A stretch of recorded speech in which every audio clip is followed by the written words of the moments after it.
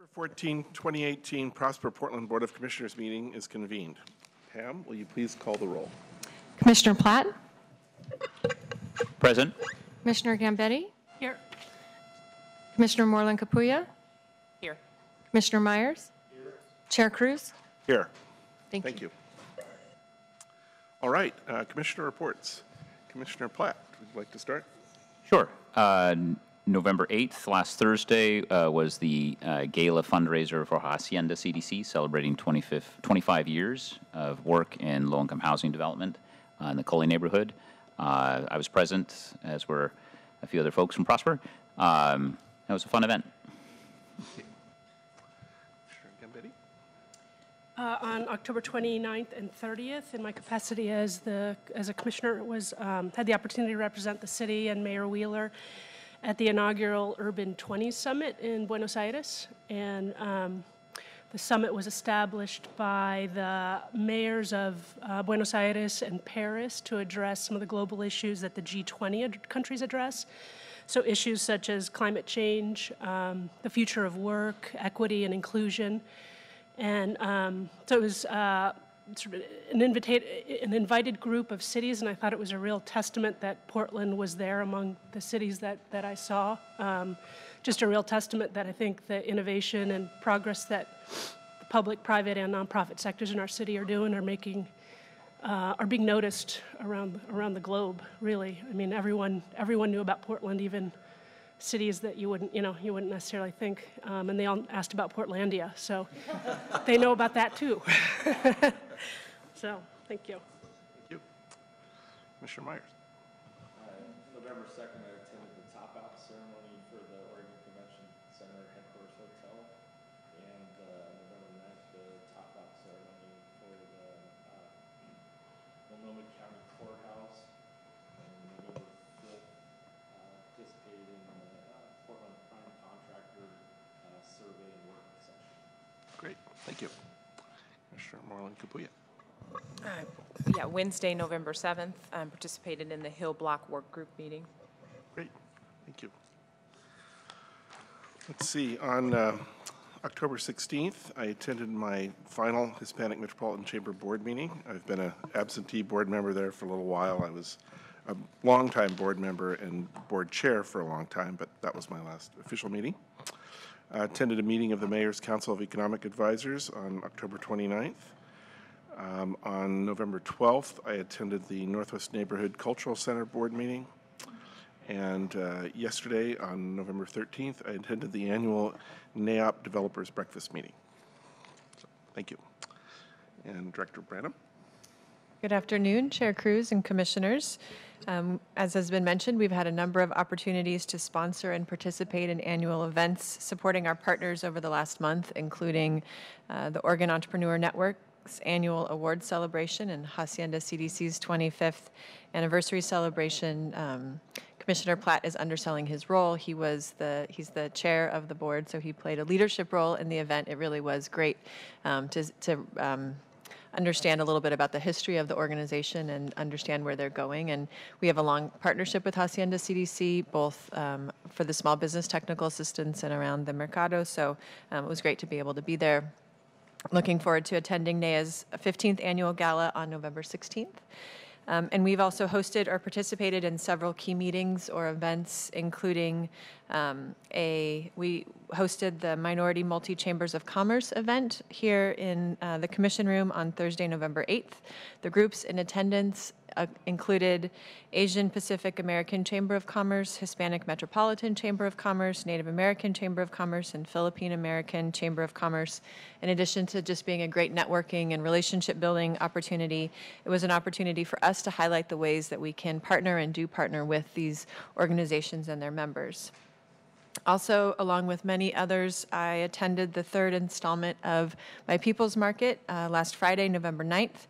The event was held at the Custom Blocks in the Central East Side. For those who aren't familiar with it, My People's Market is a marketplace reimagined as a gathering of Portland's diverse and vibrant entrepreneurs, makers, artists, culinary wizards, and beverage crafters. There were more than 80 vendors on hand. I really want to thank Tori Campbell and Amanda Park for their leadership. It was their vision, along with our partners at Travel Portland, who started this and who've continued to make it what it is. I also want to acknowledge June Reyes, Courtney Cohn, Ann Mangan, Lisa Norwood, and Bobby Lee, among many others who were there and on hand as volunteers and champions along the way. And a special thank you to our great partners at Travel Portland. It's incredible to see how much the event has grown. A year ago, we thought it was, dramatic that there were, or incredible success that there were nearly 1,500 people. This time, there were 3,500 people who visited. There was a line out the door, and that was just from 5 p.m. to 10 p.m. So just can't express my appreciation enough, and it was a great opportunity to see so many vendors and so many great businesses. Planning is already underway for the next market, which will be in June and is likely to take place on the post office blocks in Broadway corridor, so stay tuned for more information on that. Prosper Portland also hosted and staff participated in the Impact Northwest Impact Kit creation event here at Prosper Portland on November 12th, which was Veterans Day. The event is designed to create kits to provide support for people living outside this fall. Each kit contains basic hygiene items, food, water, and a resource guide. I want to acknowledge Representative Suzanne Bonamici, Mayor Ted Wheeler, and local tech companies, AWS Elemental, Cozy, SurveyMonkey, New Relic, and the Technology Association of Oregon for participating.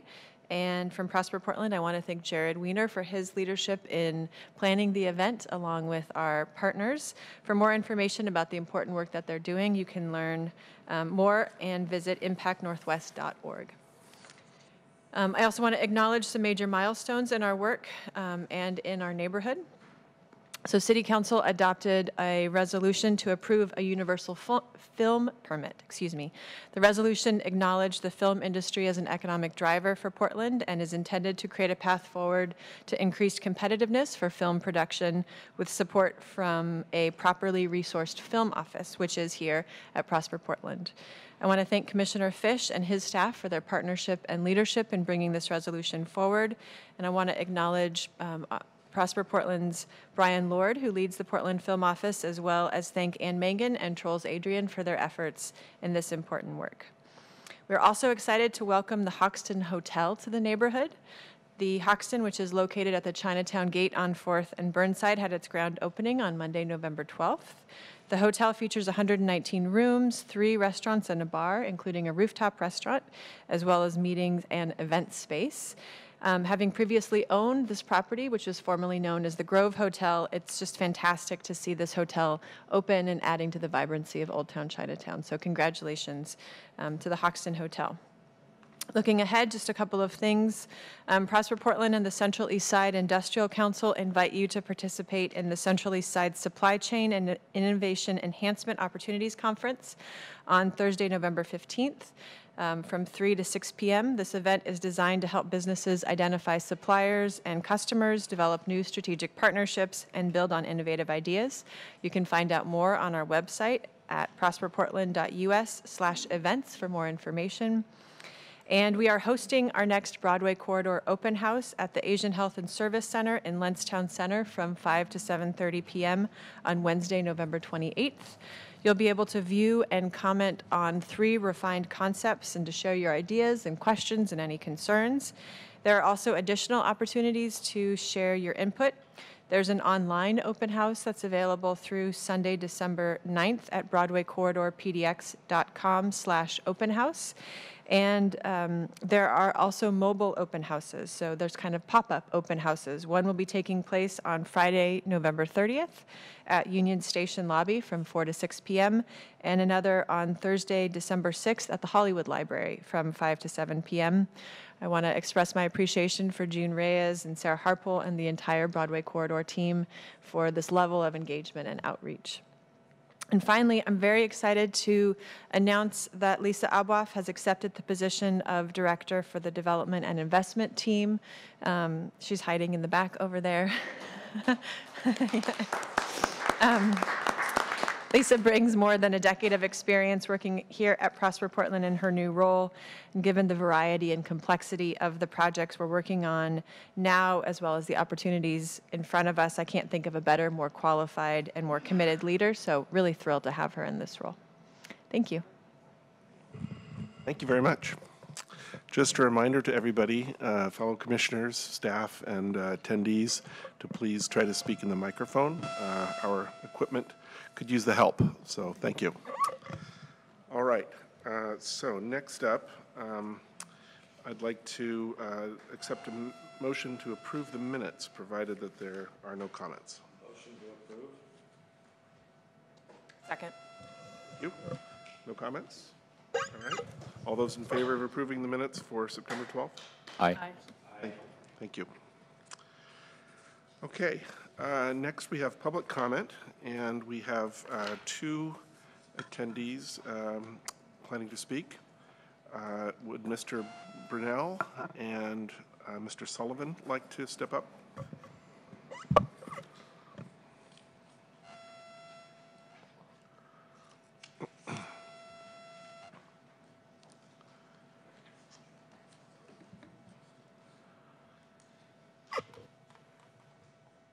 Thank you for coming. Thank you, Commissioner. Appreciate it. If you'd like to go ahead and introduce yourselves, and then whoever would like to go first. Great, yeah. I'm Adam Brunel from Green Lentz. I'm Patrick Sullivan, also with the Lentz Strong Housing Team. Great. Okay, I'll start off. Thank you for your attention. Green Lentz is a grassroots environmental organization in working in the Lentz neighborhood. We also have recently done a lot more work on housing, which is why we're here today, and also to deliver a letter to you that we wrote and had submitted at the end of the month in October. So just a couple weeks ago. I know we're expecting a formal response later this week, so just kind of for your information. Green Lentz has done a lot of deep listening to community. Between 2011 and 2016, we listened to about 1,500 community members, what they want to see out of development in the neighborhood, what their goals are for the neighborhood. We did that outreach in 6 different languages, so it was very diverse outreach. We did targeted outreach to renters, people of color, really trying to make sure that we got the unheard voices in Lentz.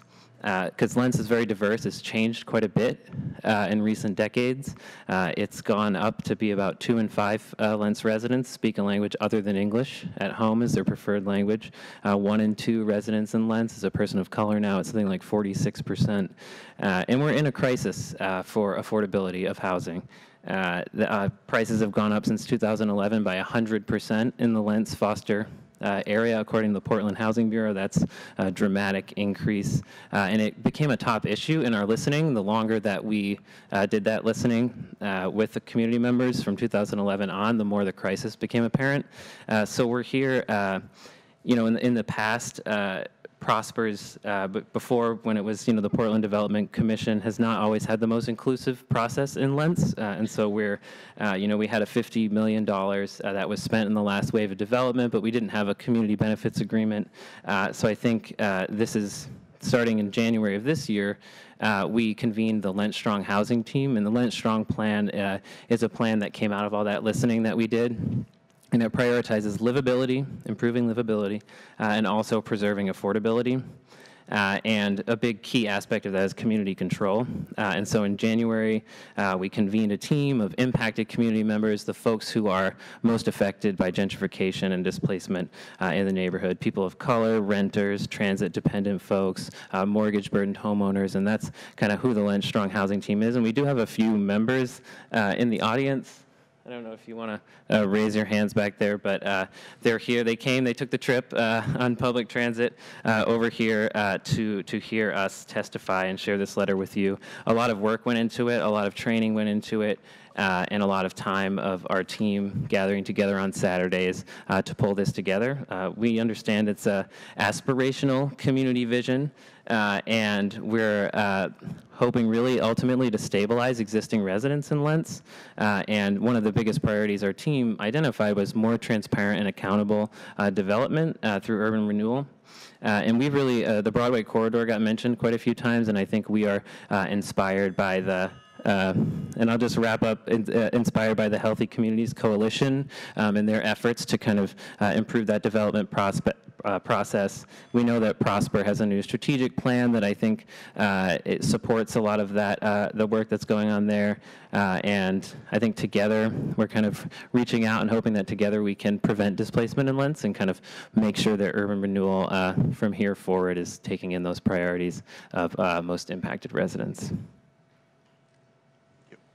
Thank you, Commissioners, for taking some time to listen to us today. My name's Patrick Sullivan. I'm an architect here in Portland and currently working on affordable housing. So I've seen in my own practice what is being built and what has been built recently and what's coming down the pipeline for affordable housing in Portland and in Lentz especially.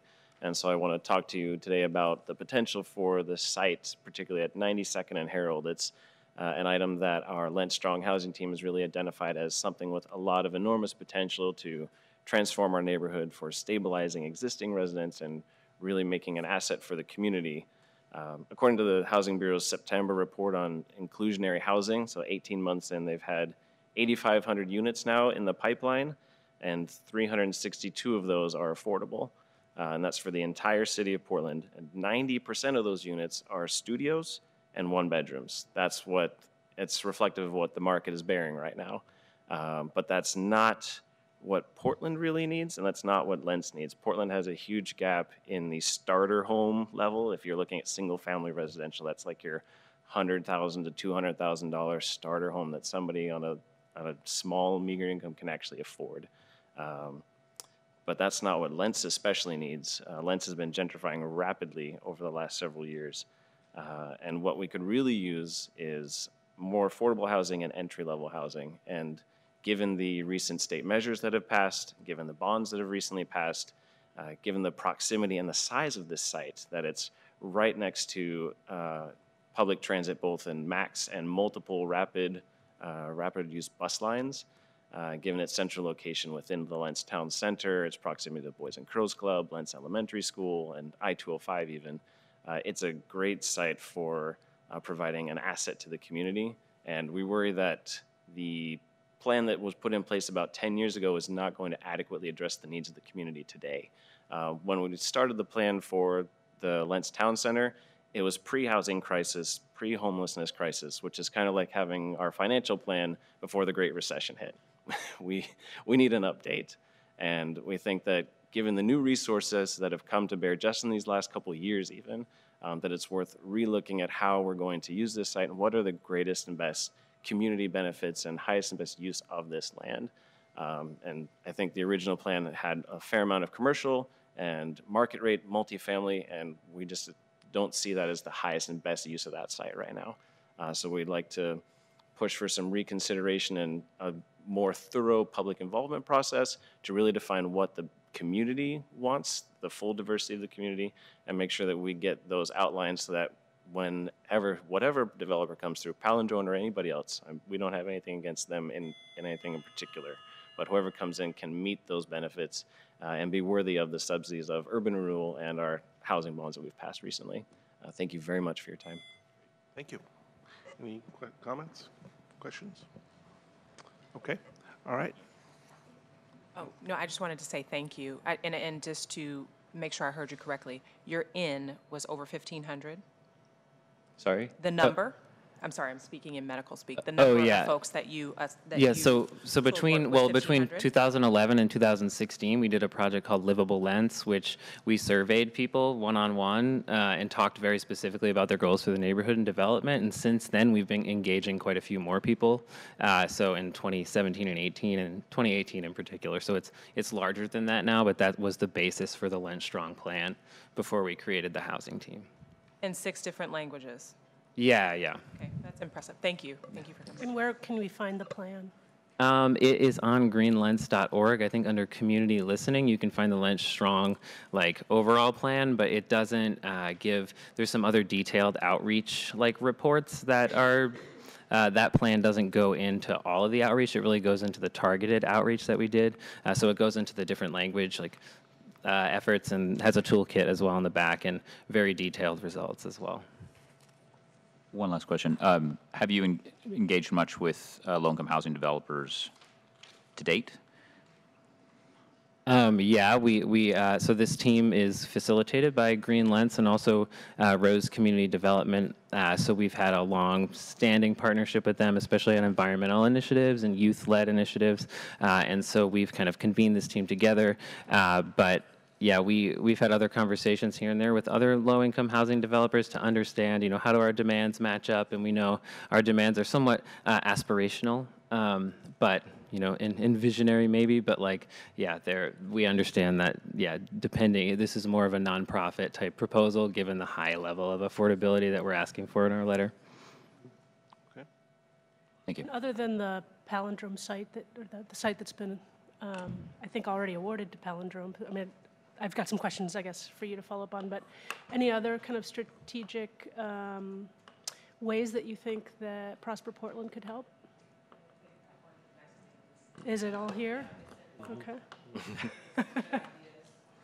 Yeah, we have 7, I think, things listed out there, and then I mean, I have a lot of other thoughts that could share in the future around especially some of the home loan, home repair loans and other programs that are very more nuanced recommendations. But and then I think there are also other ideas around land banking, land trust approaches that I think have a lot of promise that people have been talking about for years, but there hasn't been an entity necessarily to do it. But at least from what the properties that Prosper currently owns and can develop, I think 92nd and Herald is been the main focus. All right. Great. Thank you very much for Thank coming, you. and thank you for your great work on that. Appreciate it. Okay. Next, we will consider our agenda items number 6 and 7. So if Allison Wicks, Ian McLeod, and Elise Hendrickson could join us, that would be great.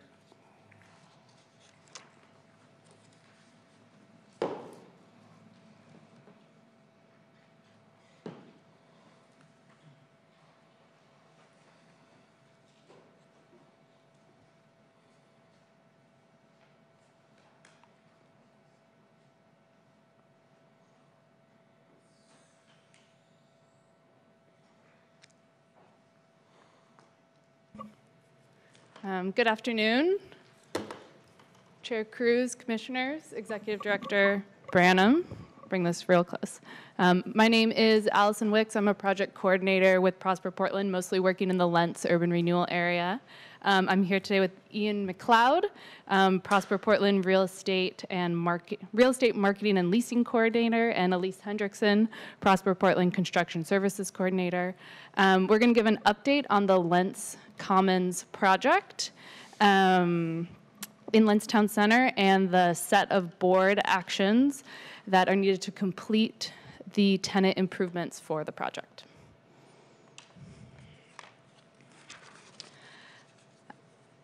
So our set of actions for the Lentz Commons tenant improvements requires both a board action to increase the maximum authorized loan amount for the Lentz Commons LLC and a Prosper Portland local contract review board action to authorize a contract with Bremick Construction. So first I'll share about the project background, and Ian will share about an update on our retail leasing. Then we'll take questions and take action on that set of board items. And then Elise will share information about the alternative contracting process, the findings, and then take action on the contract with Bremick. So Lentz Commons is a Prosper Portland-owned mixed-use building at the corner of Southeast 92nd and Foster. Construction was completed in fall 2018. The upper floors at Lentz Commons are 54 units of multifamily housing with 16 affordable units at 60% MFI. The project is fully leased. It actually leased up faster than we were expecting, so that's really exciting. On the ground floor, we have 4 tenant spaces, and that's what we're mostly going to be talking about today. The building was a part of Lentz Town Center Phase 1, which also includes Oliver Station, the Asian Health and Service Center, and Woody Guthrie Place, which in total are adding 263 apartments to the town center, 57 of which are, or 157 which are affordable at 60% or below, 47 are workforce units, and is also adding about 30,000 square feet of commercial space. This item was last in front of the board in 2016 to approve the construction loan and execute the construction contract with Bremick. In fall 2017, we brought an item back on the leasing terms for the project. And then construction was completed this past fall, and we'll be working over the next period of time to complete the leasing and tenant improvements for Lentz Commons. The tenant improvements at Lentz Commons are aligned with both the Prosper Portland Strategic Plan and the Lentz 5-year action plan. By having the option to tenant the ground floor retail spaces at Lentz Commons as affordable commercial space, we will bring local businesses and businesses owned by people of color to the town center and add neighborhood serving retail to further activate 92nd Avenue. And the affordable commercial space is a wealth creation opportunity for a small business owner who may otherwise face barriers to entering into a new construction retail space. We've been meeting regularly with a Lentz Retail Tenanting Advisory Committee. This group of small businesses, community members, and business technical assistance providers helped us define the criteria through which to select tenants, and then have been receiving regular updates.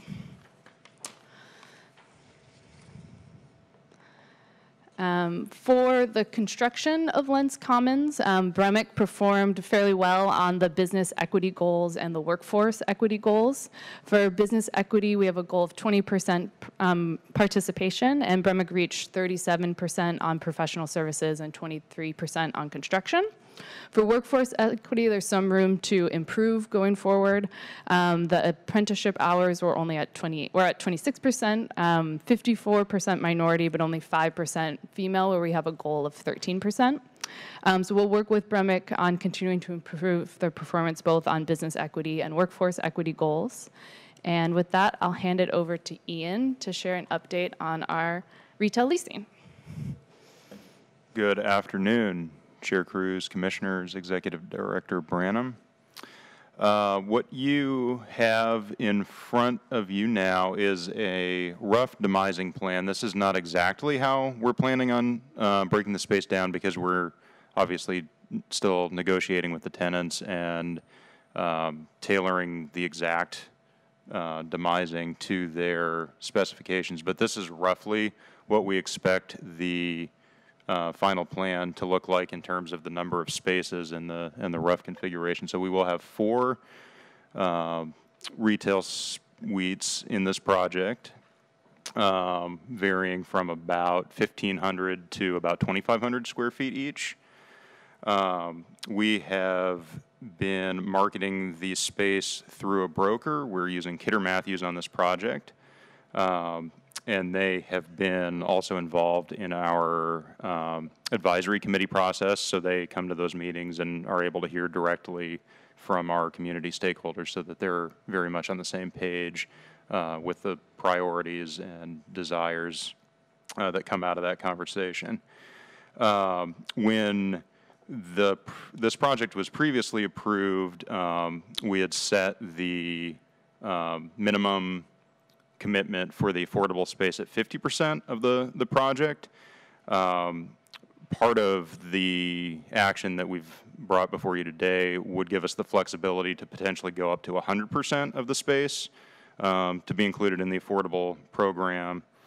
And the reasoning for that is both that we've had more limited traction with conventional market rate tenants, particularly those that line up with the kind of the requirements and desires that have come out of the committee process. The uses and the profile of the tenants are not as compatible there. And where we are today with the negotiations is we have letters of intent that we are actively negotiating for 2 of the 4 spaces.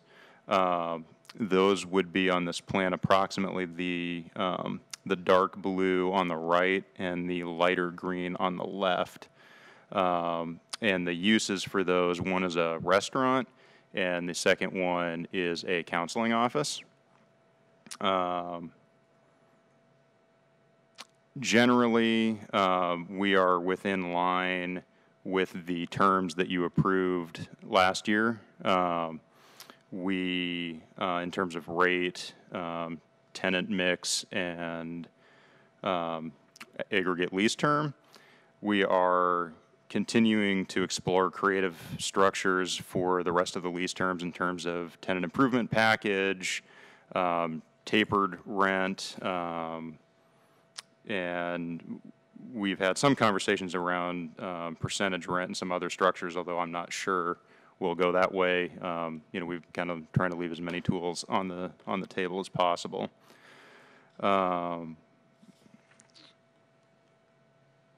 And to kind of highlight some of the reasoning behind this proposed action, kind of first and foremost is looking at providing an enhanced delivery condition and an increased tenant improvement allowance.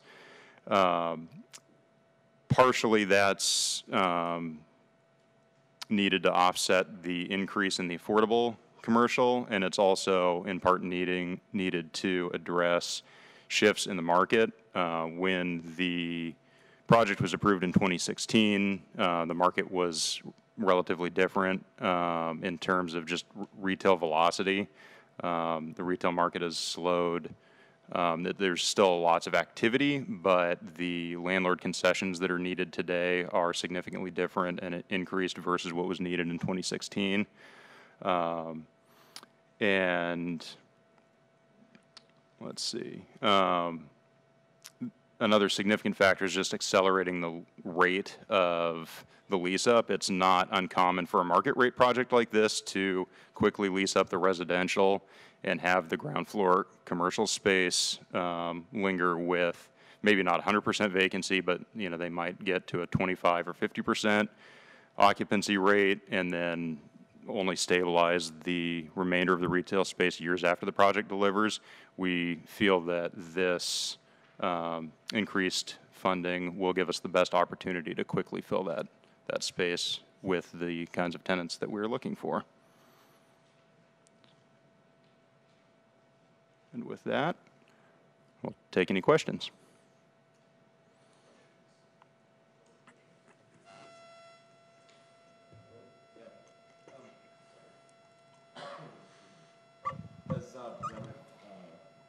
Submitted a plan to try to, especially under the tenant improvement, since they missed the mark on women in construction in the trades. Women workforce numbers that we've set for the project. Have they submitted some sort of plan on how they're going to achieve that corrective plan?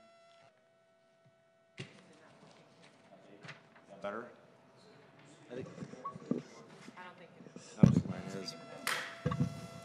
I'll borrow hers. Has Bremick submitted a plan or course correction of some sort on how they're going to try to increase their numbers for women in the workforce for the tenant improvement portion of this project?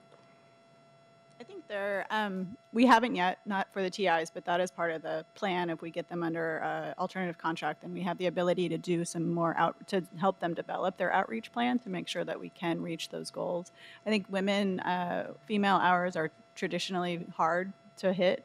So I think that the percentage that they did get, even though it doesn't meet our goals, was considerably higher than on what we see on other projects. It absolutely is higher than the national average, but it's lower than what we have local. Okay. And we're achieving much higher percentages even than our goals are set right now, and I'd like to see that continue.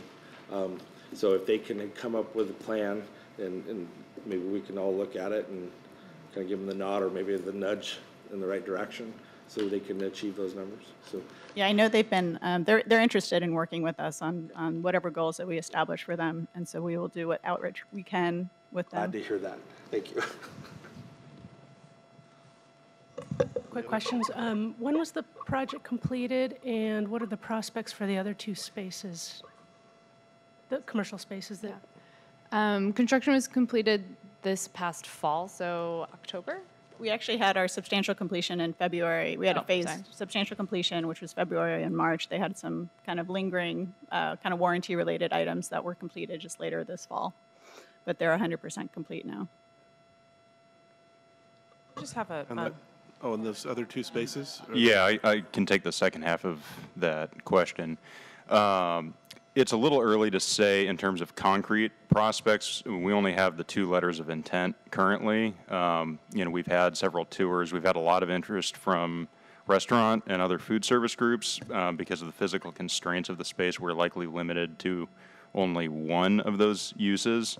And so we had another letter of intent actually for another space that, just because of the physical constraints, I don't think we're going to be able to move forward with. So we've gone back to them with kind of a revised, more limited program that the building infrastructure could accommodate. We're waiting to hear back from them. But it is substantially different than what their original proposal was for. So we didn't want to include that as a probable prospect. And then our broker gives us regular reporting on just what they've had in terms of prospects and interest. And so generally, it's been a lot of interest from restaurants, food service. We've had some significant interest from kind of service office uses. So the counseling office that we do have a letter of intent from is an example of that. But we've had other similar uses, dentists, things like that. We're trying to limit that to only one of the 4 spaces, particularly in that suite that was on the far left side, just because it has a significant amount of space that doesn't have storefront, so it's really better suited to that kind of use. And then that's kind of where we're trying to focus our marketing on more active, either sort of light fitness-oriented uses that would do classes and studio type programs, very light food service, coffee, things like that. so it was completed in February, so those spaces have been open for like 9 months? Is that accurate? Okay, I just wanted to clarify. And then I just have a larger question maybe related to that, and it doesn't necessarily have to be you through that answer. I just sort of want to ask a universal question, and it's open to anyone in the audience. And it is, who's attached to Prosper Portland? It is, the question is, it really is inspired from the 2 gentlemen who came to speak to us prior, and it is really this sort of larger philosophical question of, with phased development, which is a lot of the development that happens here, how is Prosper Portland uniquely positioned to sort of be fluid enough to kind of make the adjustments that are required with changes in market, changes in what anything else that's being developed in the area? So one example, I won't necessarily say the place, is that there was a nice apartments that went up with a restaurant down at the bottom and a little store, and then a Walmart came into the neighborhood literally less than a year later. And so I'm wanting to know, like, what types of information do we have and so people don't really use that store. They go to the Walmart because you can get tomatoes for $1, right, as opposed to the fancy $2 tomatoes. So I guess my real question is, what types of sort of information do you have about sort of market trends that informs the process that helps us to be kind of adapt based on, this?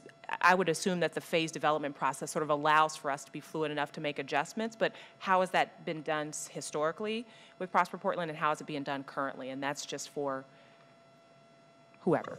I'm happy to take kind of a broad, high-level articulation. So, first of all, I think it's a really relevant question because we're wrestling with it a little bit in terms of Lentz. So when we phased it, I think we, as was said, the conditions that led us to create the 5-year action plan in 2013, 13? 14, in 2014, and move forward with the request for interest and for partners has changed substantially in the last 4 years. And so I think the good news is that we anticipated that things might change significantly with the level of new development that was coming on, and so we held back 92nd and Herald. And so I think we have an opportunity right now to do that market analysis and to do the community engagement. So we have historically, particularly around retail, we've done analyses of where grocery stores might want to locate. So that's generally what we have, is we will have an economist do an analysis of what's out there. And I think we could do that in this case for 92nd and Herald. That is balanced against the fact that there was a lot of community engagement in 2014. And I think, we're going to see this with the Broadway corridor process, which is there's a lot of engagement right now, and there's a lot of input, right? And so there's going to be a plan that will be put in place when we finalize that master plan in 2019, and then in 2029 there will be a really different market. So I think that we need to engage with the folks who helped us put together the plan in 2014, who still are really committed to that vision, and bring new data to bear. And continue to be smart about holding back opportunities, knowing that the market is going to change. I don't know if that fully resolves it, but like at a high level, I think that's our philosophical orientation to it, and it's tricky to get it just right. Other comments? Well, just to dovetail off that, I think the other piece of this that ties into the comments we had from the Lentz group before is, as we're making these physical improvements and building these buildings in Lentz, I think the commercial spaces and the tenants that end up coming in there are really going to influence the gentrification. So, right, if we introduce a bunch of trendy cafes and restaurants and create a place that attracts people with means, it's going to suddenly be on the radar of another cool neighborhood for people to move to and further accelerate the gentrification process. So I'm wondering to what extent that is factoring in to your process of selecting tenants for these spaces, and what kind of thought has gone into what kind of commercial uses maybe would benefit the neighborhood, but maybe not accelerate the gentrification problem. So the criteria that we used and worked through with the Lentz Tenant Advisory Committee kind of looks at both our social equity goals, so kind of who the business owners that would benefit from the spaces, along with kind of the business type, so the type of business that will succeed in an emerging market like Lentz. So that's something that we're definitely using while we're evaluating if someone's a good fit for affordable commercial space. And then we're also, I would say the biggest thing is by having space be for affordable commercial tenants, they're not for credit tenants necessarily. So I'd say that's something you're unlikely to see in these spaces are kind of a name brand coming in. So it would be more a local business. So I know that doesn't necessarily address what businesses caused or play into gentrification, but that's at least a line we've drawn. They're likely to be smaller, lower profile, probably less credit-worthy businesses, right? Yeah, if I could add a little bit to that, just to use, without specifically naming the tenants, just because we don't have signed agreements yet. We want to respect their confidentiality, but the restaurant as an example, their existing location, it's not a high-end, I wouldn't necessarily call it, like the next restaurant that's going to be on the cover of a magazine, kind of a restaurant. It's more family-oriented. It may be on the cover of a magazine, but affordable price point. And the counseling office also offers a sliding scale. They do kind of community-oriented classes, things like that. So it's not necessarily something that's very formalized beyond what Allison said in the screening process, but it is something that weighs into our decision-making on these. I think between the comments we heard from the folks from Green Lentz and a review of this project, which I know was planned before the market conditions changed and changed quickly. What I think would help us as commissioners, and I'll speak for myself here, is an overview, a review of where the current thinking is from the staff around Lentz as a whole, specifically now that affordable housing funding is available in a big way, because that is clearly the stated need, right? And I think it should help orient our approach as commissioners and as an organization towards, helping support the development, the sustainable development of Lentz from the ground up, right? Starting with the support of the working families there, and then with these other selective projects helping to supplement and accent that more sustained development approach. So I think that's what I would like to be looking at, and I think we have an opportunity now and clearly a stated need to do that. So. Well, and Commissioner, I just want to make sure, particularly for those who aren't as close to it, nearly 70% of the units in the first phase are affordable. So I think, we really think there was a lot of foresight that went into actually starting before the market was showing need for affordability of that level to start with affordable housing. So I think even though they look like new developments and they're all lovely, the preponderance of residentials, it's affordable housing.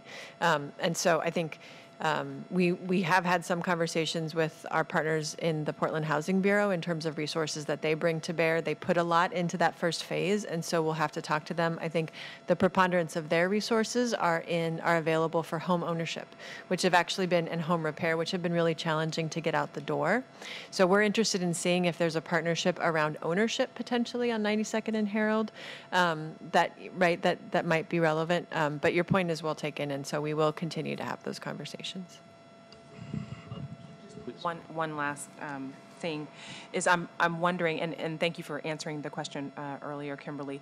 I'm wondering how frequently, I know that the purpose of setting plans is to create a framework, but how frequently those plans are revisited. Are they revisited on an annual basis? And for me, I'd just like to, if we haven't established sort of a standard or a framework, I'd like to maybe use this as an opportunity to think about how we do that moving forward, right? So understanding that forces, whatever they are, they change quite quickly, and we want to be agile enough to adapt to that. So that's one just sort of request that I'd like to, or suggestion I'd like to kindly make.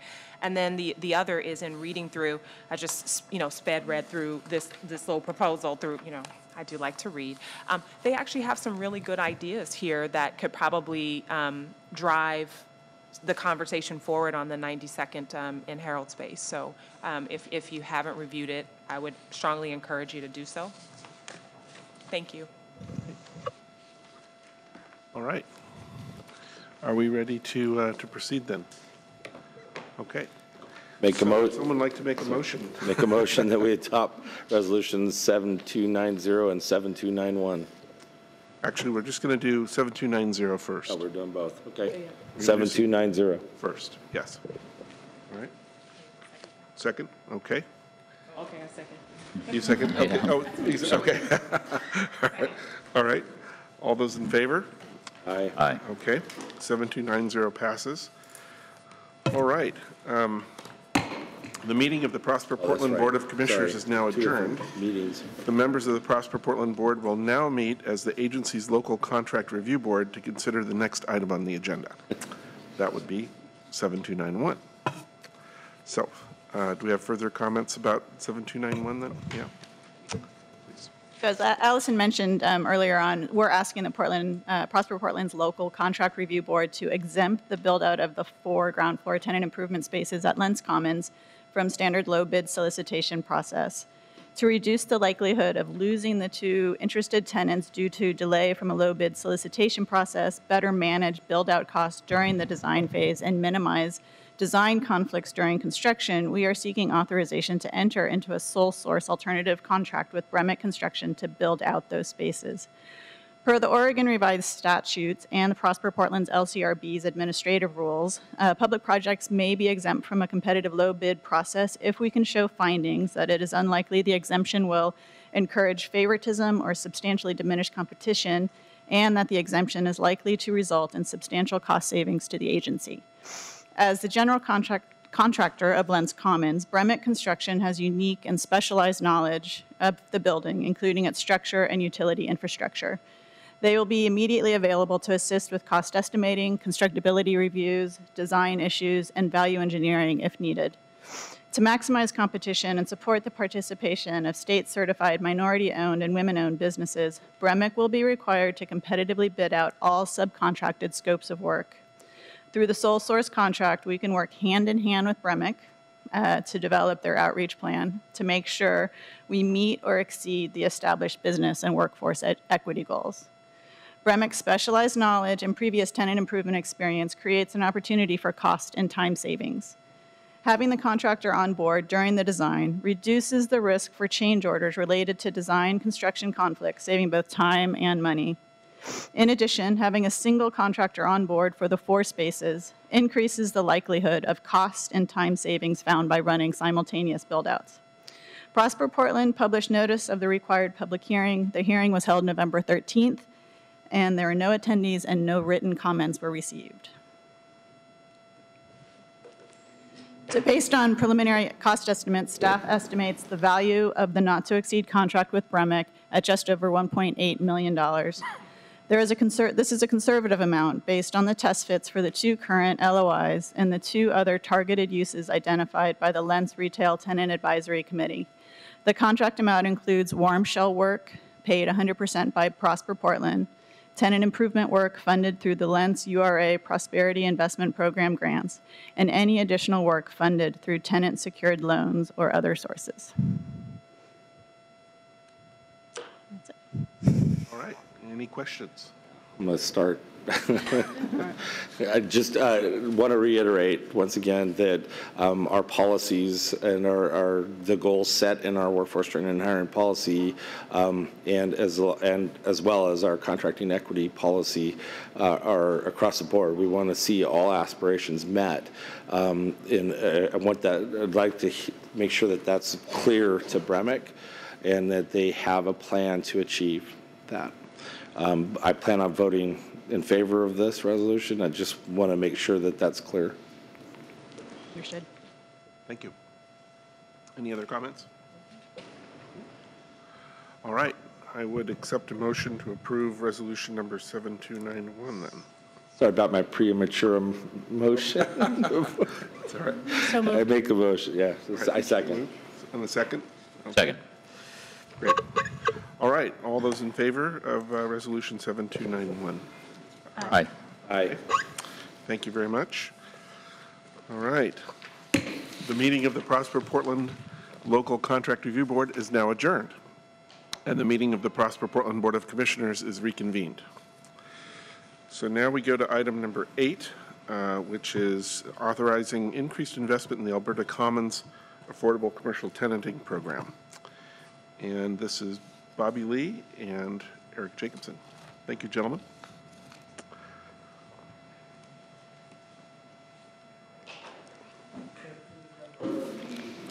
Chair Cruz, member of the, I think it's working, of the Commission, and Kimberly Branham, Executive Director, thanks for allowing us to speak. I want to start off by acknowledging the staff's work on this. If you think about it, affordable housing has been in place for a long time at the federal, state, local level, but affordable commercial space program is something that we're inventing here at Prosper Portland. And there's a lot of science and a lot of values and a lot of opinions about these things. But I do want to thank the team and Eric Jacobson as a project manager for leading us through this process. It's not been an easy process. I also want to thank Eric because I got hit with a little flu, and so he had to do all the work to get ready for today's presentation. So I owe him one, and I'm sure I'm going to hear about it later.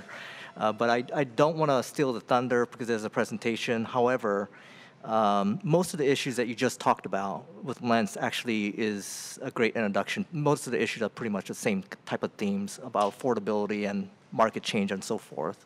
And so I'll leave it at that level, and then we'll start the presentation. Thank you. Good afternoon, Chair Cruz, Commissioners. My name is Eric Jacobson with the Development Investment Department. And we're here to ask you to approve Resolution 7292, which will authorize $600,000 additional investment in the Alberta Commons Affordable Commercial Tenanting Program. This will be used to fully fund tenant financial and technical assistance efforts. This project in this iteration has been underway since 2015. I have good news to report is that the natural grocer store opened in April of this year, and we currently have, we are tenanting 3 spaces, and we have leases signed for all 3 of those spaces, and one of the tenants received a building permit last week and started construction this week on their build out, and we're expecting all the tenants to open their stores between April and June of next year. This request we're asking you really aligns with 3 key strategic plan goals. Those are healthy, complete neighborhoods. This property was vacant 2 years ago. It's now got a grocery store on it, which was a key goal of the neighborhood for many years. Prosperity, this affordable commercial tenanting program is all about helping tenants that wouldn't normally have access to this new commercial space, break down those barriers so that they have access to it, and in particular with minority-owned businesses, and those are the 3 tenants we're working with. For partnerships, this goes back to the collective bargaining agreement, not collective bargaining agreement, the community benefits agreement. Yeah, they both the CBA. Community benefits agreement that we are a part of and all our strategic partners are part of, that really lays out how the benefits from this development are going to accrue to the community. So to remind you of the location, it's located on Northeast Martin Luther King Jr. Boulevard and the corner of Alberta Street. The 2 areas highlighted in yellow are the areas that we are responsible for tenanting. We've master leased these from Majestic and have now leased them to 3 locally owned businesses. They comprise just over 5,000 square feet. Here's those spaces shown in plan view and highlighted in green, and with the natural grocery store shown also. The northern space is divided into 2 tenants.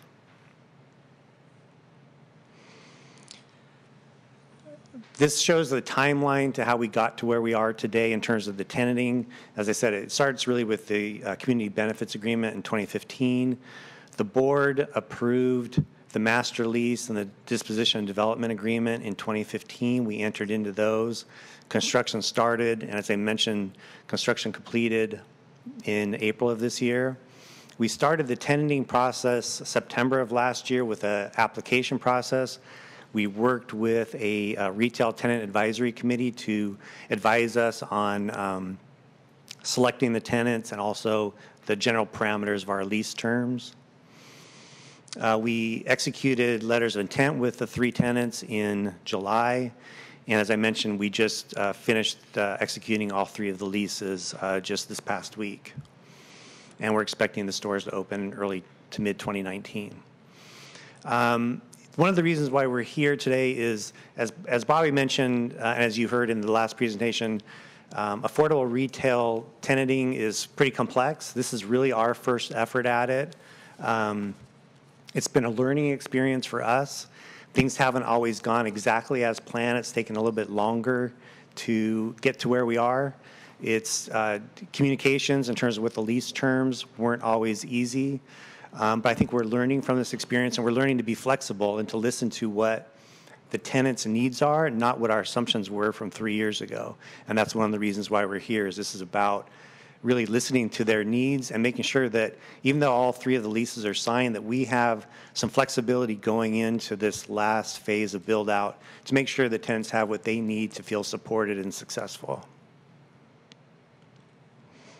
So we're planning to use these funds. They're not specifically targeted or allocated just yet, but they would be used for projects such as tenant improvement allowances to assist the tenants with project management, because you can imagine being a small, locally owned business, you're trying to run your business and you're trying to plan build out of a new space. It can be pretty complex and time consuming, and use these in the forms of loans or grants.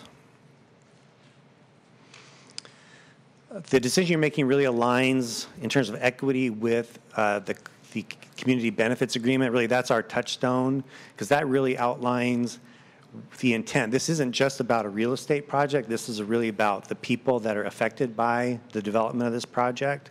So certainly developing a grocery store as the anchor tenant, providing fresh fruit and vegetables to the community is really a key goal, but it's also how it's delivered that's really important, and that was really defined in the community benefits agreement.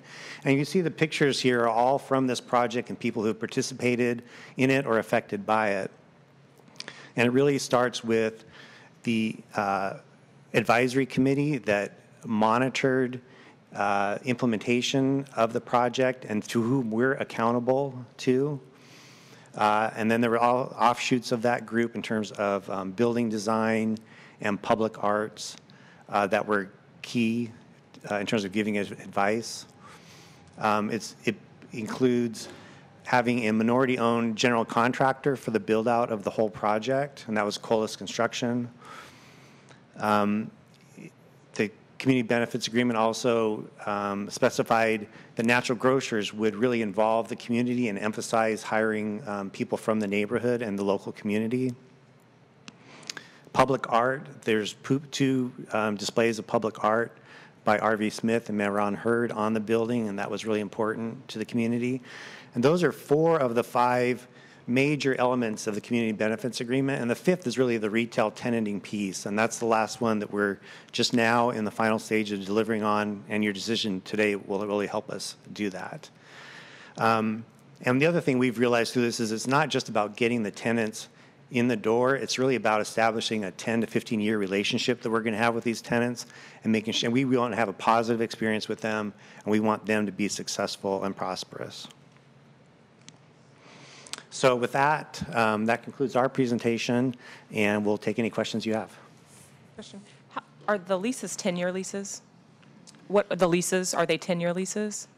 The leases are 10 years with options for 5 years extension. Extension, okay. Correct. And then I thought what I heard you say is the process, because I mean, it sounds like it's been a really, well, it's been a really good process of keeping the community engaged and helping you all to keep your sort of hand to the pulse and accountable to those community benefits agreements goals. Right. So you still have, you're still very much involved. There's still like an Alberta comment or like a group, a community-based group that continues to advise you through this process? So what's called the IMAC, the Implementation Monitoring Accountability Committee, formally stopped meeting when the project finished construction, because that was their main overview. And since then, I would say we consult with them on an as-needed basis. They're not meeting on a regular basis. So for example, we've touched base with them twice in the past 6 months on this retail tenanting piece as we've negotiated the lease terms, and we advised them that we were coming to you for this approval this week, for example.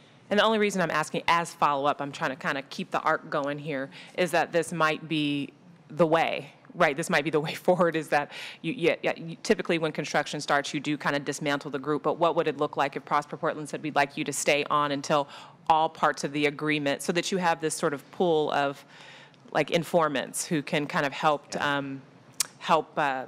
you know, educate us along the way in the process. I'm just, again, just another thought. That's good advice. Good point. It's good advice. Other questions or comments? Okay, thank you very much. Appreciate it. Would someone like to make a motion to approve resolution number 7292? So moved. Thank you. You have a second? Second. Thank you. All right. All those in favor? Aye. Aye. All right, passes unanimously. All right, next up, we have item 9. This is authorizing a hotel management agreement for the Inn at the Convention Center, and Shelley Hack will join us.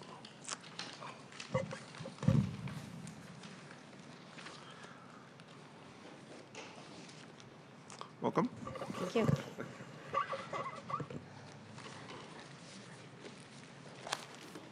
May need some TA. So, good afternoon, Commissioner Cruz, Commissioners, excuse me, Chair Cruz, Commissioners. I just need to, this is just, okay, great.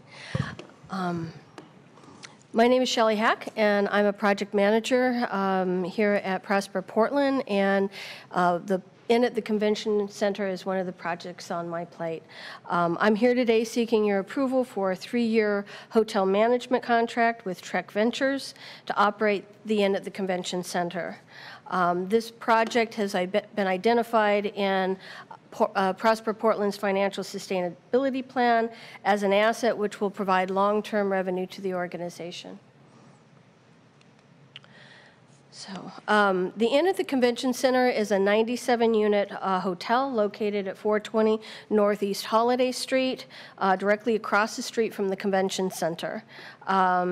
Prosper Portland purchased the hotel in 2002 with the intent of demolishing the building and using the site along with adjacent property for that Prosper Portland also owns for the development of the Convention Center Hotel. Ultimately, a different site was selected for that project, and so we now have a decision to make about what to do with this site. After evaluating the market and the agency's strategic and financial sustainability plan, staff concluded that holding the property for a 5 to 7 year period while the market absorbed the significant number of new hotel units or rooms that are coming online that are currently in the planning and construction phase made the most sense. The timeline also provides adequate time for us to develop a community-informed redevelopment strategy for the property, and in the meantime, the revenue generated by the hotel operation will support our financial sustainability goals. So the property was Prosper Portland initially contracted with Holiday Associates for the day-to-day operations of the hotel. And it was under a profit-sharing form of agreement. So Holiday was also operated the Red Lion Inn across the street. So there was some synergy around the management of this facility as well as the other. It was under a profit-sharing form of lease agreement, which provided us with the greatest amount of flexibility to terminate the lease at the point that we decided that we wanted to demolish the property. So that lease remained in place until 2013 when Holiday sold the Red Lion, and at that point the property or the lease agreement was transferred to Trek Ventures, which has operated the hotel on our behalf since that period.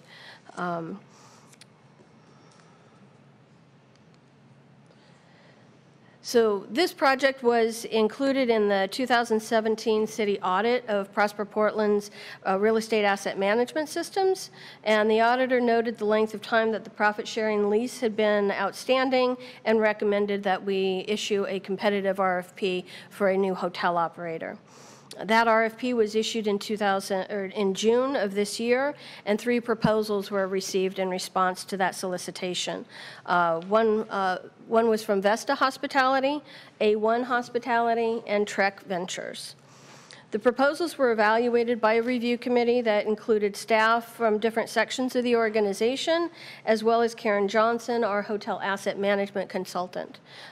Each proposal was evaluated across multiple dimensions, including experience, market understanding, operating plans, staffing strategies and diversity in hiring, renovation plans, engagement of certified firms, as well as their fee proposal. Trek was ultimately selected because of their competitive fee proposal, as well as their deep knowledge of the Portland and Lloyd District hospitality markets. They were the best prepared to control, were deemed the best prepared to control costs, while also improving the hotel's market position.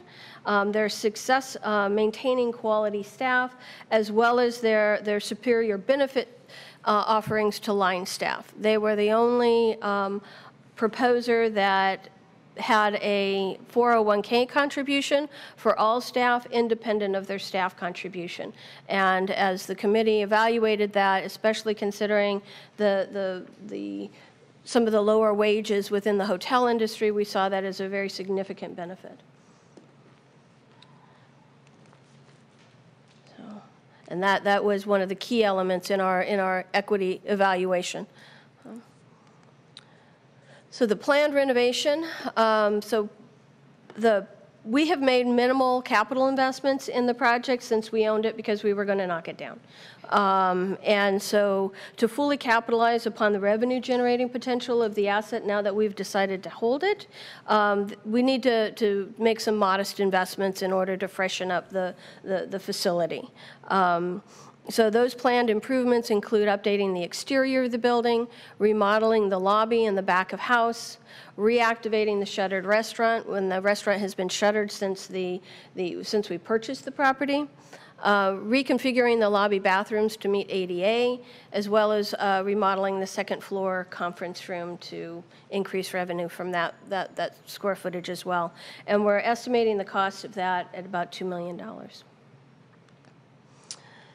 So under the new lease agreement, or the new agreement, we're moving from the profit-sharing lease to a hotel management form of agreement, and which includes a base fee structure as well as an incentive fee, which is pretty common within the industry. So the rates that we've negotiated are 3.5% of gross revenues as well as 20% of net revenues after a preferred owner return. And that preferred owner return equates to a 9% rate of return based upon what we value the property at, or what it was valued at in 2015 when we had an appraisal done, plus the cost of the capital improvements. And we estimate that we'll recover that capital investment from revenues over a 3-year period of time. So the next steps will be to execute the agreement, issue an RFP for architectural services, which is in draft form at the moment, issue a RFP for a construction manager, general contractor, somewhere in the spring after we get the final designs, and then our goal is to have construction complete in the winter of 1920. So. Any questions or comments? This is just pretty minor. Can you go back to that schedule? I'm just wondering why you're getting the CMGC on board at the end of design instead of early to take advantage of them in the design phase? We're looking at syncing that up. That's why we have spring of 2019. We're hoping that we'll have the CMGC on earlier in the spring, and that we would have the final design that would be informed by their recommendations thereafter. Okay. Any other comments? Yeah, what year was the building built? I'm sorry? What year was the building built? The building was built, I will have to double check. I think it was I have in it. 1969. That's 69, what I thought. okay. All right, and then, so we are going to do some minor renovation work to this. Have we talked with the folks that are managing the hotel about maybe a deeper renovation? Because if it's pre-1970s, probably is not necessarily the most efficient building, and there probably haven't been renovations to that, and maybe figure out some sort of. So we're trying to balance the level of investment that we make now with the return that we would potentially receive in return for that capital investment, as well as an expectation at the end of this hold period that the recommendation likely would be redevelopment of the site. So we don't want to necessarily go in and completely redo all of the systems, because we're not sure that we would get the return of that investment. I mean, we could design it so we would. I mean, whether it's an increased rent based upon whatever the cost saving is, or increased lease based on whatever the cost savings is on the energy. So I mean, there's ways to do this, but okay.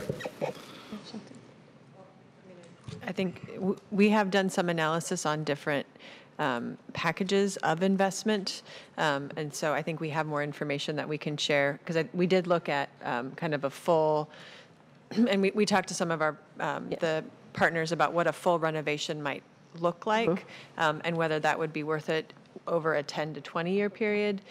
So I think we have more information on this that we can probably share and put together. And we have gone in and done a level of energy retrofit and replacing lighting. Part of the scope for the proposal would be to replace lighting in the garage and some of those areas that we haven't been able to perform those upgrades yet.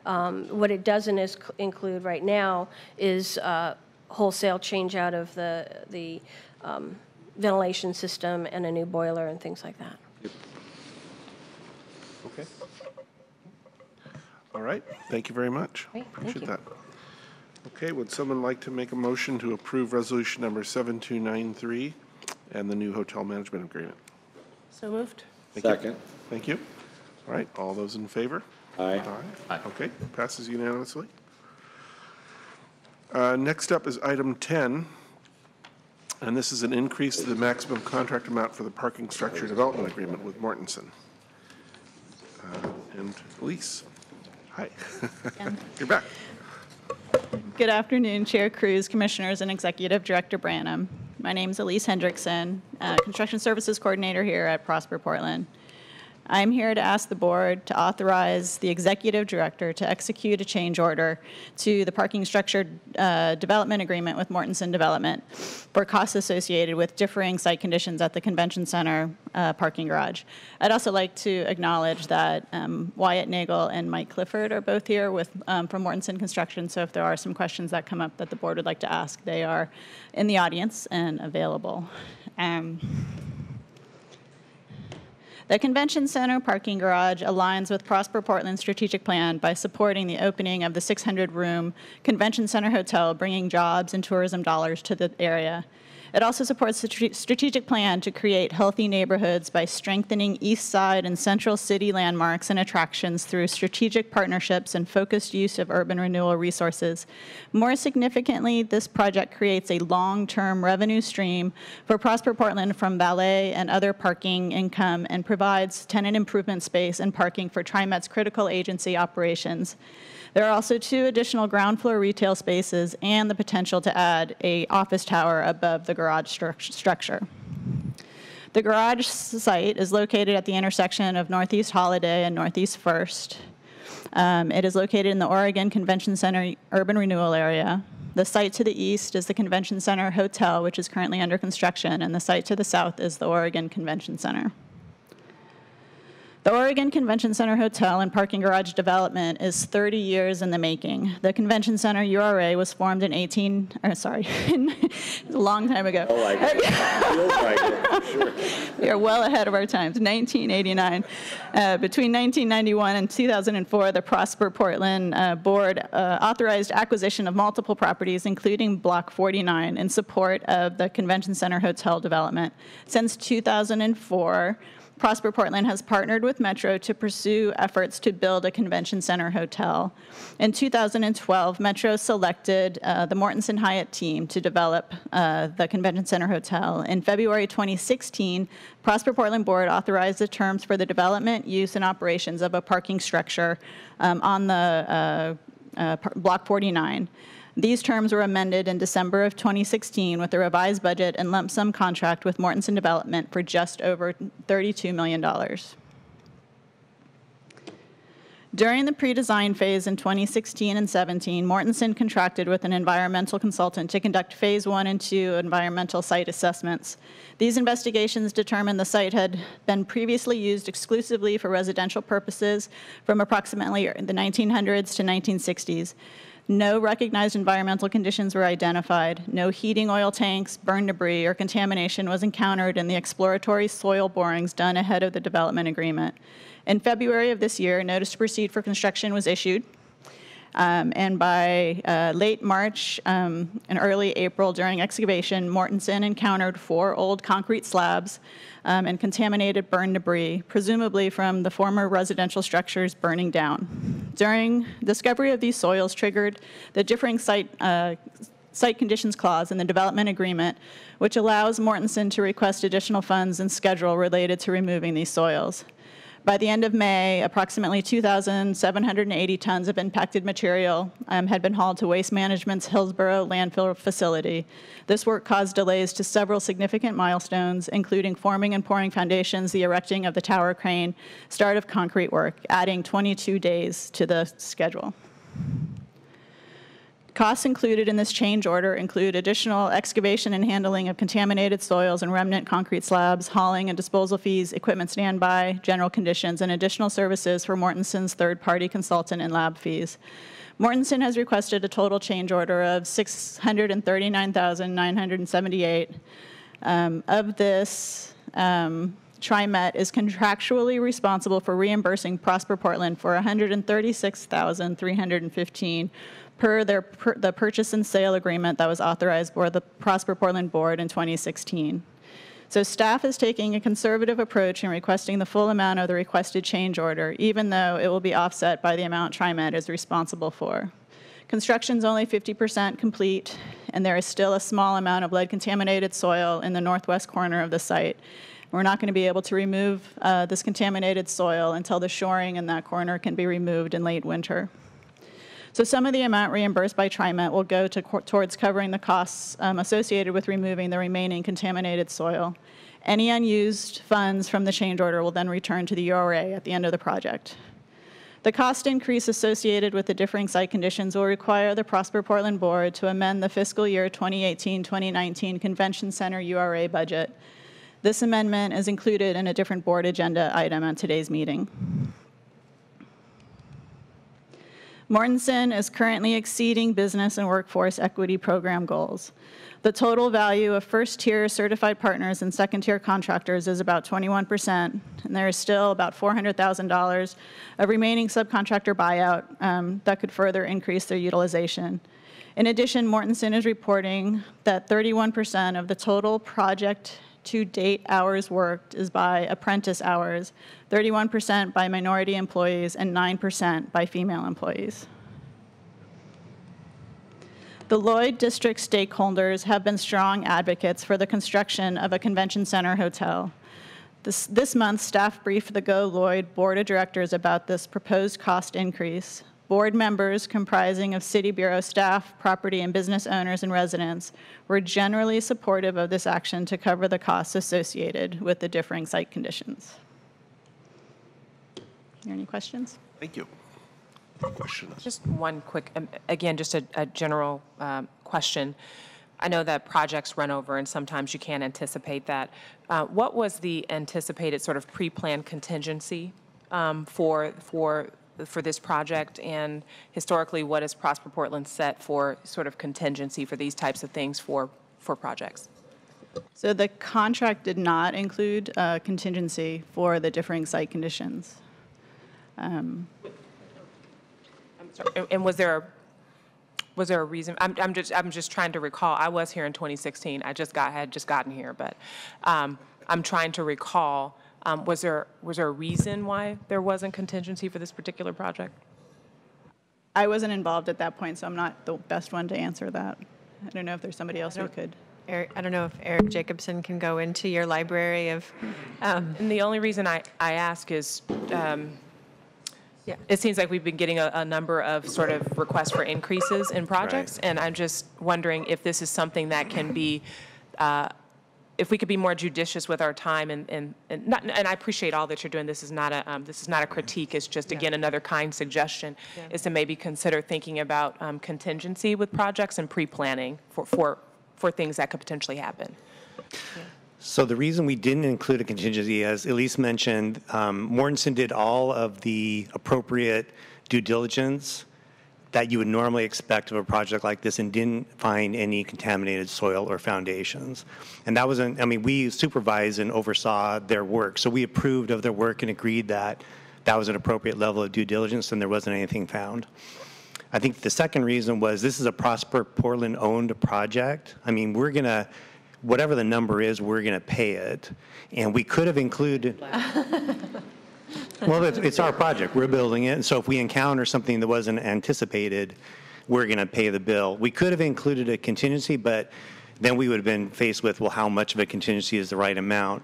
And in the end, we would have paid it anyway. And so the only thing, by not including a contingency, it just means we have to come to the board to get this amount approved. But in the end, this doesn't increase our overall cost of the project because it's our project. And I think the amount is It does increase it, but it's still ours. Yes, and I think the amount is, of the total project cost, I think this increase is like 1.5%, something like that. So, it's a relatively small increase to the total project costs. And it's true, if we had included, let's say, a 3% owner's contingency at the very outset, we wouldn't be here today. We would have just paid this amount out of that contingency, which is totally true. Sure. Other questions or comments? I just want to make sure that, I mean, I'm sure you did as a project manager delve into the details of what's getting charged and that making sure you're getting credit for, like if the soil were clean, it would have been removed and that would have been covered in the cost, so you should have gotten credit for that sort of thing, like you've gone through it and. We did. We went through in a lot of detail. There are a number of us who looked at all the backup. We did get credit back for if the soil had been clean, the cost that it would have cost, the amount that it would have cost them to dispose of clean soil was deducted from the amount that we were charged by Waste Management. The original number was a bit higher, right? I mean, The original number was a little bit higher. We were able to negotiate down a little bit. Yeah. Good job. All right. Okay, thank you very much. I'll just second the contingency idea. I mean, right, I mean, it's pretty standard to have a 5% owner's contingency to deals with errors and omissions. That's going down as one of our lesson learns on this one. Yep. Okay, thank you. Good comments from everybody. All right, would someone like to make a motion to approve Resolution 7294? So moved. Thank you. Second? Second, thank you. Commissioner Myers. All those in favor? Aye. Aye. Okay. Thank you very much. All right. Next up, item 11, our last item. Adopting budget amendment number 1 for the fiscal year beginning July 1, 2018 and ending June 30, 2019, and making appropriations. Welcome, Mr. Barnes. Good afternoon, Chair Cruz, Commissioners, Executive Director Branham. I'm Tony Barnes, Finance Manager, Prosper Portland. I'm here to present Resolution 7295, the first budget amendment for fiscal year 18-19. Wanted to walk through at a high level the purpose of the revision and get into a couple details as we look at some of the appropriations and business lines. The resources will be updated in this revision based on updating the cash balances for last fiscal year, how we ended the fiscal year, recognizing changes in property sale and loan collections, identifying any project and program changes from timing of projects, such as the Convention Center Hotel Garage, projects in Lentz, and economic development programs unspent from last year. We also, in this revision, what's a little bit different than budget revisions this time of the year, are taking a look at work plans and assignment of work and positions, and we are including in this request funding for 7 limited term positions to address the work plan and priorities, which I'll talk a little bit more detail on in the next couple of minutes. There's also Portland Housing Bureau set-aside adjustments included in this revision based on the estimates provided by our partners at the Housing Bureau. So a quick overview on our process following adoption of the budget in June. As in prior years, we have just wrapped up our prior year financial audit, the 17-18 financial audit, so we have a really good picture of what our actual resources are, cash balances, and we've incorporated those estimates into this revision, as well as any other updates we've received from project managers on loan forecasts and property sale estimates and property real estate estimates.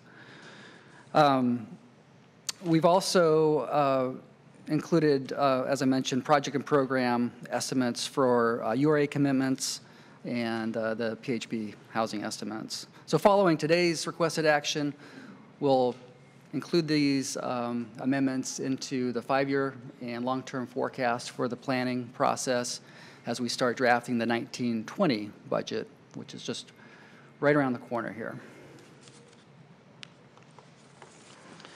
So a high-level look at our resources. This is a roll-up of all funding sources included in the 18-19 budget and the recommended revisions to that budget.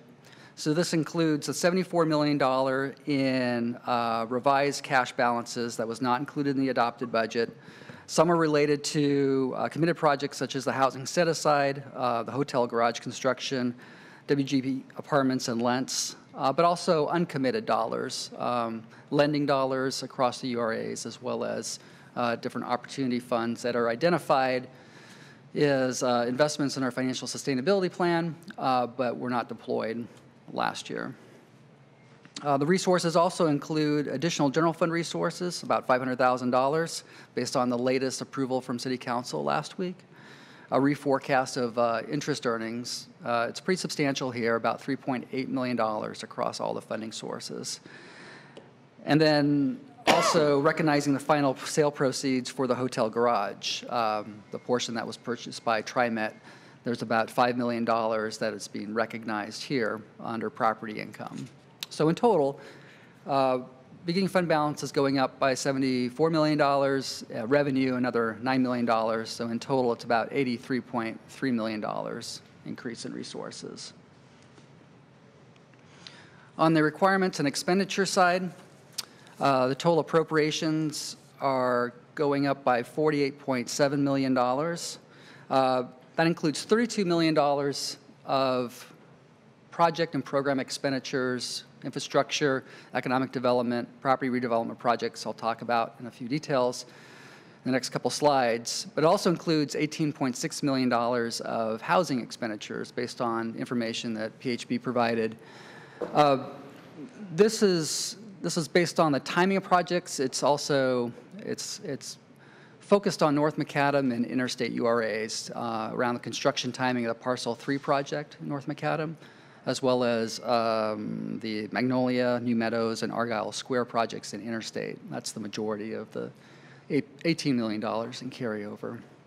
And a little background on how we're doing on the set-aside. We're about, with a 45% target of new TIF resources being spent since the revision to the policy in 2015. With these amendments, we're about 42% coming in. A lot of the resources in North Macadam are right now still programmed for later years, and we'll be revisiting that as well as the other URAs as we get into the budget process, the timing of projects. One final note here. On contingency, I want to point out that there's a Scrivener's error in Exhibit A, the summary page, of $100,000 higher in the revision column. It states $33.035 million, and the correct number in the change is $32.935 million. The actual revised one column for a contingency is correct, but it was $100,000 in the change column. So I just wanted to point that out. It's corrected on this slide, and we'll have a corrected version included in the final adoption. But the correct contingency of $32.9 million increase, that's going to be reserved for future year expenditures. So as we get again into the budget process for drafting the 18-19 budget, I'm sorry, the 19-20 budget and 5-year forecast, we'll revisit how those dollars are reprogrammed into the budget.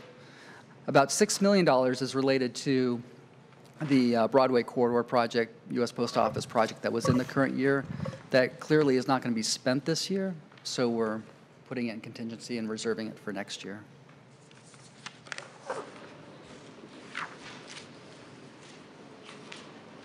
So in total, $276 million in expenditures and $163 million, 163.7 in contingency that will be held in reserve for next year.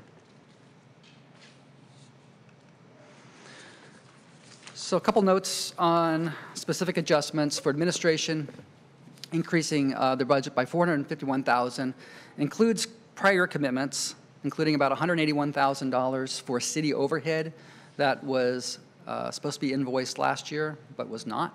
so we're being requested of it now, and so we're rolling it over into this fiscal year. We also have new funding for some IT improvements around surge protection, uninterruptible power system supply, as well as additional backup infrastructure that was not in the adopted budget, but these systems have recently failed, so they need to be replaced. As I mentioned, there's seven limited term positions being requested. The funding for the last 6 months of the fiscal year from January through June. About $440,000 is the total budget adjustment. Within administration here, of the $451,000, $175,000 is related to those positions, basically for administrative time that's not directly charged to property redevelopment or economic development projects, including paid time off and other administrative time. So in total, that brings total funded positions in the budget to about, we have 81.6 full-time positions, and with these adjustments, 12.6 limited term positions in the budget. And these positions will be, and the funding for the positions will be looked at again as we move forward into the budget process going forward. So economic development, there's an increase of $1.5 million. Part of this is general fund, city carryover from last fiscal year. It's about $250,000. $150,000 in cannabis funds that was allocated last year. That wasn't sent to Prosper Portland, so we're allocating it this year.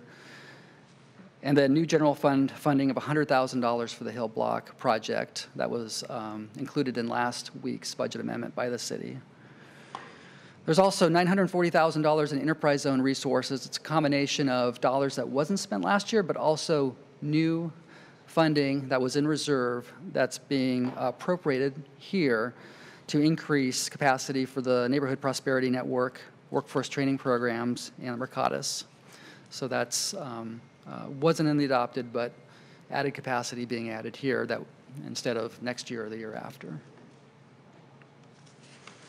On infrastructure, the increase is about $3.6 million, includes primarily 3 projects, construction of the Gateway Discovery Park, Parks Bureau, neighborhood street improvements that's underway on Foster, as well as Leach Botanical Gardens. That's been carried in our budget for a number of years, but has not spent, and so we're rolling those dollars over. And finally, the last category, property redevelopment, and the largest category, $24.5 million for primarily the Convention Center Hotel garage construction, dollars that was too late to roll into the adopted budget. The 10th and Yamhill garage, which is also under construction. Lending and redevelopment opportunities in Lentz, Gateway, and Interstate. And some of those dollars are committed. For example, the WGB project in Lentz that's under construction, but some dollars are not committed. A number of dollars aren't committed at this time. And then, as I mentioned, the limited term positions, the majority of the $440,000 in costs being added is actually we can allocate towards urban renewal projects. So the majority of the costs fall under property redevelopment instead of administration or some other category. So that's a high-level summary of the changes that are included in Exhibit A of the resolution, and I'd be happy to take any questions. Questions or comments? Yeah, a quick point of clarification. Since we've been talking about housing and Lentz in particular, I noticed there's an adjustment to match the PHB budget, adjusting down from 8.1 to 7.9 million for the housing expenditures in Lentz. Could you just clarify how that works and why we make those adjustments? Sure. We coordinate with the Portland Housing Bureau about 4 or 5 times a year as we walk through these budget adjustments and the budget process. So I coordinate with the finance team over there to say how we're doing on construction draws, how the commitments are progressing. So they'll provide an update usually during the budget process on timing of expenditures. We had a higher estimate in the adopted budget, I believe, in Lentz. And they, I think, drew more funds last year. And so there was a slight adjustment down for this year, and I think some dollars might be pushed out to future years. So it's a constant reevaluation of what's under construction, what's the timing of those draws, but also what's the timing of the commitments in the pipeline too. So it's a multi-year look, and we're not only adjusting what's happening in the current year, but what's happening over the next 5 years too. So with respect to housing budgets, I mean, PHB obviously takes the lead with this. To what degree do we have, or does Prosper have some input into helping set that final number? It's a constant coordination process. So we look at what their commitments are. We look at our commitments. We see if it works financially from the capacity of the URA, whether there's enough financial capacity in each URA. If there is not enough capacity, that's when we have to go back and take a look at what might have to slide, into later fiscal years. And so that becomes a discussion between us and the Bureau about more specific timing. Yeah, but so far it hasn't been too much of a challenge based on the capacity of the URAs. The capacity right now, cash position, and the ability to draw on new lines of credit is pretty strong. So we can facilitate that pretty well. Quick clarification. So with that sort of lag and discrepancy that's probably anticipated, is that then, is that represented then as deferred revenue? It's somewhere in the budget? We have it as far as a housing commitment. We keep a reconciliation of the housing set aside and what the commitment is based on the forecast of revenue. It's not shown as a deferred revenue per se, but we have a ongoing commitment, and it changes based on what the tax increment forecast is, since the amount of resources going towards housing versus Prosper Portland's all based on how we're doing with the forecast in the long term. So we track it, we update it, we coordinate closely with PHB, and I can share how we're doing with that.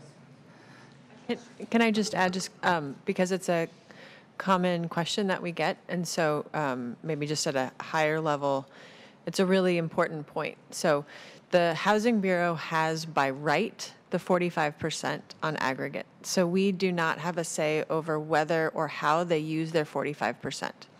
So what Tony's talking about is administratively making sure that we actually have the money and that we're not overspending because we're accessing the same fund, right? So each urban renewal area has its own fund, and so Tony does an incredible job with his team of making sure that there's actually enough in the bank account for them to be able to spend what is effectively theirs by right and for us to spend what is ours on the other side.